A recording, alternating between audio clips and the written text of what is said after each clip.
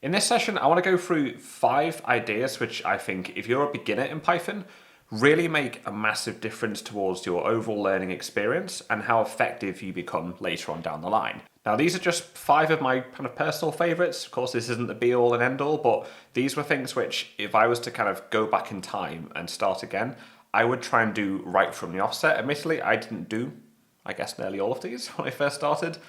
These are things which I do now, and I kind of wish I had done them earlier on. So in short, they are variable naming, documenting your code, the MVP model, linting, and the last one is don't write what you don't know, which sounds a bit daft, but stick around to the end, and I'll explain what this one's all about. It's something I saw a lot in my uni students I used to teach, and something which I used to do myself, but I do not do this anymore. It's a horrible habit. For some of these points, we're going to jump into VS Code, so I can kind of show you some worked examples, the kind of things we're talking about. So without further ado, let's jump ahead and look at point number 1. Just an FYI, I'm going to try and put these all in the timeline, so if you want to jump ahead to certain points, then feel free to do so. Now, the first one is dead simple. It's just variable naming. Now, I tend to use snake case. Snake case is the preferred way of doing it, and basically when you're going in snake case, we're effectively using words which are in lowercase, and if you have more than one word, we link them with an underscore and that's it. So say, for example, you had a list of people's names, you could just do list underscore names. That'll be it. Python does also have camel case as well, but we tend to reserve that for naming classes. And that's where you stick the words together with no underscore, and you then like title case each word. But that's mainly for classes or exceptions. But for kind of bog standard, normal variables, go with snake case. And I think with this, my kind of key takeaway is try to avoid things just like A, X, L, and things like that, which don't really mean anything. A few reasons for that is if you're sharing your code with other people, no one's going to appreciate you just saying X is equal to something. It's like, well, what's X? It's a bit vague, right? So giving your variables meaningful names from the offset is better for those kind of reading and collaborating with your code. Second one is, say, for example, you're writing a bit of code and you're not particularly sure kind of what's going on. So you're working on a project. Suppose you then come back to it a week later. Those variable names are going to make even less sense a week later. So give them like really meaningful, painfully obvious names. It's kind of it's almost like an investment in your code. It'll be really simple and make sense now. And then later on down the line, it'll still make sense. So definitely make sure you use really good, sensical, properly written variable names in snake case. We'll take a look at a few in VS Code now. So this will be a good example of a variable name here. Now imagine this was a list of ages. Doing it in snake case like this makes it about as explicit as it possibly can be. I mean, you could even just do something like ages here, and that would also be fine as well. What is not okay is when you start to do things like this, because suppose someone else was using this later on, age doesn't tell you anything, right? And suppose, for example, we then wanted to iterate over this. What I would do, rather than doing for I in ages here, rather than doing go ahead and print I, the I again is, it's a fairly common convention to do, but I would think it's a lot more powerful to do this. For age in ages, do this with each age. And I get it, it's a bit more time, it's a bit more laborious to write, but I think it's one of those things where if you can get into the habit as a beginner, it just makes your code a lot better to look at and a lot simpler later on, especially say if you write this and you come back to it a month later, you might be thinking, well, hang on, what's this actually iterating over? Ah, yeah, it's ages. It's something super small, but it does make a bit of a difference, especially if you're new to writing. So that's variable naming, and it's a really simple, easy habit that anyone can do. And if you're starting Python, definitely try and pick this up right now, because it'll pay dividends later on. The second one is about documenting your code. We'll jump into VS Code in a minute as well to show this, and documenting can kind of be in a couple of different ways. The first one is, if you're learning a bit of code from scratch, it can be really helpful to do inline comments. That's what we'll show in just a sec. And an inline comment is basically just a hashtag behind some code, and you explaining this bit of code does X, Y, Z. Okay, so if it's a for loop that's going through a dictionary, you could write this for loop iterates over this dictionary and does this task or this function call. I think this is good for, one, it kind of reinforces what you're doing in your code. So if you're trying to learn for loops, you're writing the for loop and that's all good.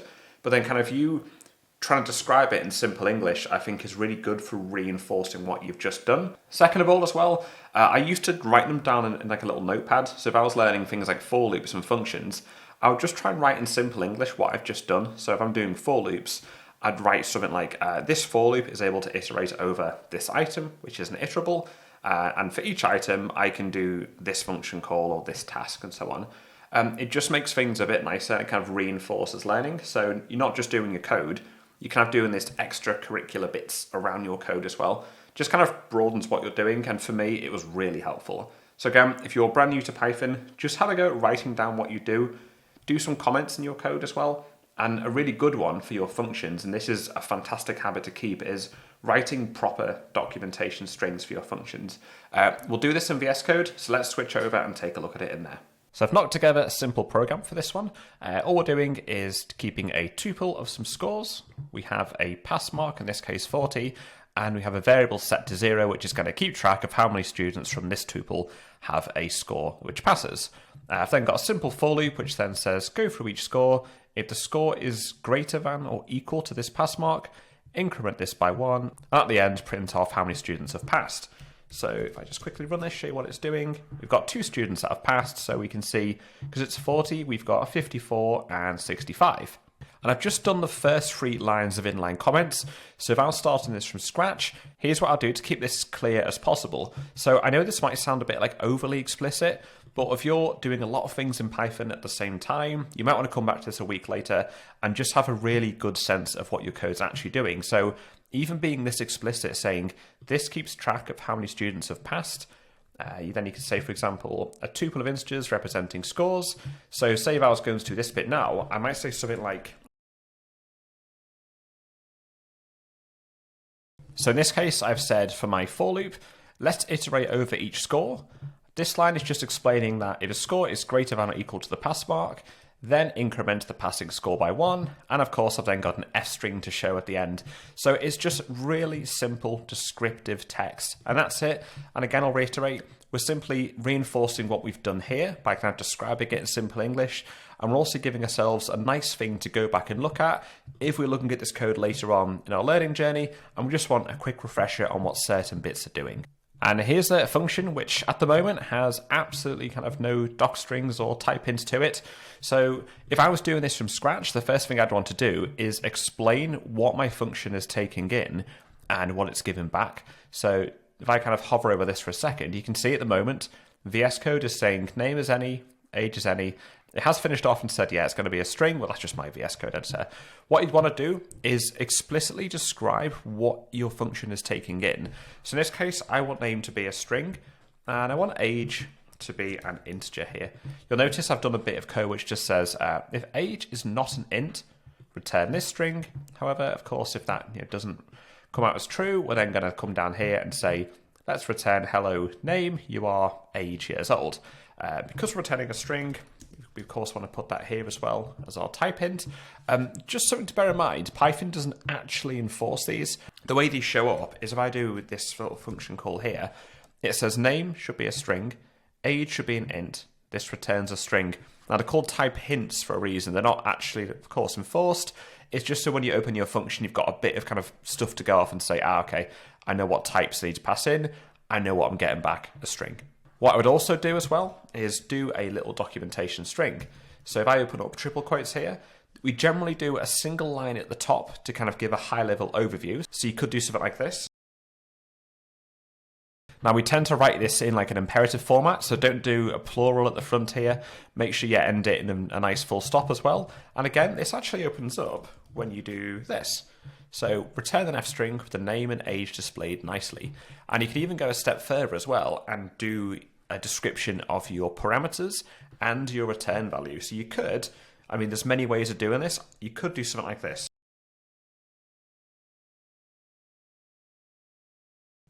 And then we have a nice description of our parameters and what our function returns here.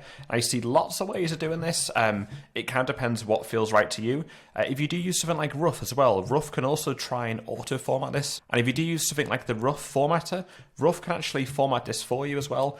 There is also the PyDocStyle plugin for rough, which can also have a look at this and make sure it's correct. So it'll look at these, make sure these look good. It'll make sure the top line looks nice as well. And again, if you actually go ahead and try and open some parentheses, it gives this as well, and it just gives us a little bit of nice stuff to look at. Sometimes what you can also do as well, this is going, I guess, maybe a little bit too far, but I don't know. is if your function is particularly complicated, you can give a more in-depth description here as well. So for example, I could shed light on this, okay, this bit here. So I could say this will return an error string. I know it's not raising an error, but it's an error string, I could say, if a non-int is passed for age. So just something like that here as well. It kind of gives a bit of information to, if someone else was using your code, they can say, okay, that's what that's going to do. Here's my parameters, here's what this returns. And this is a lovely habit to have right from the very offset of coding. Again, you're reinforcing your knowledge of your own function. You're making sure that your function actually makes sense. Like if you start to do this and it becomes like a paragraph, maybe the function's just too complex to begin with and it should be broken down.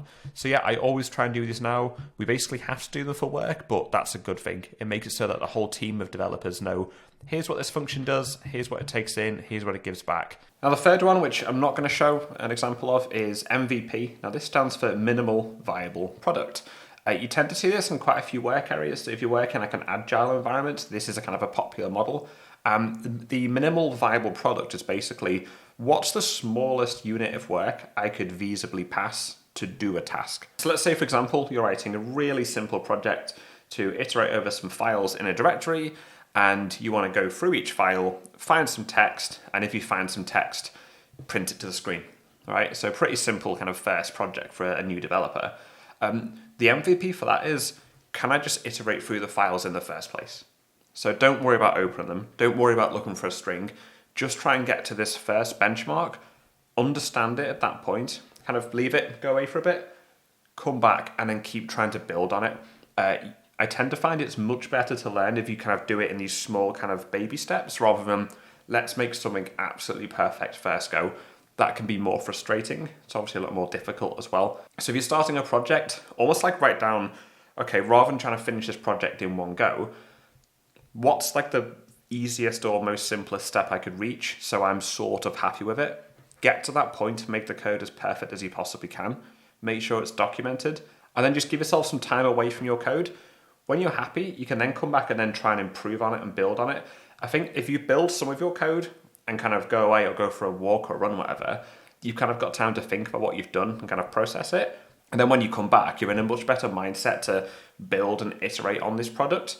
And I think as well, it's less stressful. You know, if you're just kind of doing these mega coding sessions in one go, like you see on Reddit all the time, I'm doing 8 hours a day, is this enough? And it's like, that's probably a bit overkill. So I've definitely found I learn much better in these kind of small chunks of work. So I might do like 20 minutes on and then just go downstairs for 10 minutes, come back and just keep repeating. You kind of keep yourself fresh and it doesn't get boring, it doesn't get a bit stale or stressful. So MVP, take a project, break it down into very kind of small baby steps and just keep cycling through and iterating over your work until you get to a goal which is complete.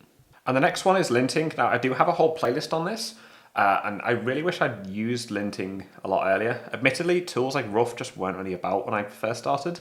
And now they are. You've kind of got no excuse, to be honest. If you're using VS Code, there's even a Rough plugin. Or you can use Black. Black is a bit older and Rough is sort of loosely based on Black.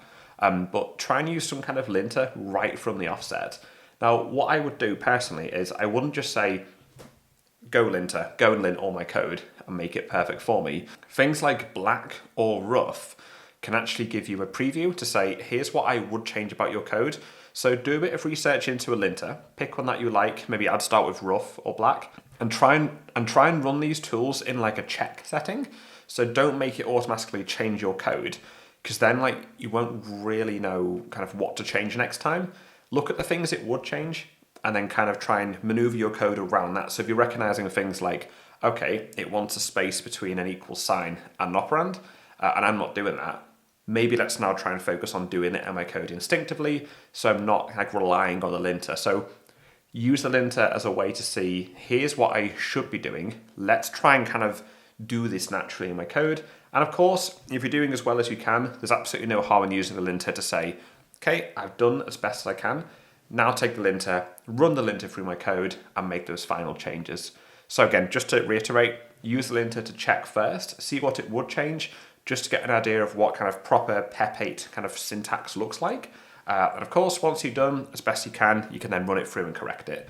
I think it's a nice way just to build up that skill of what proper nicely formatted code looks like. Of course, don't rely on it right from the offset, but later on it's a fantastic tool to speed up your workflow. Of course, feel free to check out the playlist on the black and rough formatters that I've done. And the last one, which I think is the most obscure one, is don't write what you don't know. So this kind of came to me when I was lecturing for my second year. Now, the students I had were all trying to sort a dictionary, and what they'd done kind of classically, and I've done it, it's fine. You go on Stack Overflow, you find some solution, you can kind of copy it, kind of mold it to what you're doing, and then they were using it, and like it got to a point where like 20 students had all used the same bit of sorting a dictionary. And then when I kind of went around the group and was like, okay, so what's this bit of code doing then?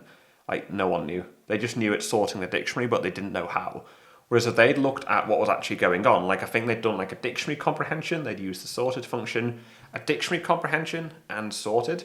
There are two kind of big things in Python. If you had taken the time to kind of break those lines apart, those are two like pretty amazing learning points. Like we need to use a sorted function a lot in Python. Dictionary comprehensions are pretty commonly used. So my kind of take is if you're implementing something in your code and you're not sure what it's doing, even like stick it into ChatGPT, ask what it does, and then say you find out, you can then write in a notebook or in an inline comment and say, this bit of code is doing this, because chances are that thing you've had to go off and find once, you might need to use it again in the future. So for every new bit of code you're learning, just kind of pause, look at what that bit of code is doing, document it, write it down, so next time the situation comes up, you know exactly what to do without having to go off and Google it. And I think another reason for this as well, which is a bit more obscure, if you're implementing a new feature, you're not quite sure what it does, but you've seen it on like Stack Overflow somewhere, that might not be the best solution. So you kind of digging in and exploring this built-in method or function or whatever, it's kind of good to kind of dig into it a bit more, learn what the alternatives might be, and then see if those alternatives might be better suited in your code. I get like this is a bit of an obscure one, but generally if you can kind of have your whole program written, kind of go through it line by line, say, could I reasonably explain every line of this code? And if the answer is no, then that's a good kind of point to say, okay, maybe I should take a step back, look through my code, and try and use each of those lines I'm not so sure about as a stimulus to then go off and learn something new, which is always quite nice. When I was learning about things like TensorFlow and scikit-learn, I had this a hell of a lot. So I was writing some like basic machine learning stuff to open some data frames and import the data in. And a lot of the data cleaning stuff, I really didn't know a whole lot about it when I was doing it. So I had these kind of moments where I was like, right, I have to transpose this data. I don't quite know why. So I would then go off and learn for 5 minutes, why do I need to do this to this data before it can actually be put into some kind of regression. And then, yeah, I've learned a lot about it, so I'd highly recommend doing the same. So guys, that rounds up the 5 tips. Of course, these are purely for beginners. If you have any of your own tips, I'd be quite keen to see. I'm always kind of looking for new ways of improving the learning experience, especially for new developers. So cheers for watching, guys, and I'll see you all in the next video.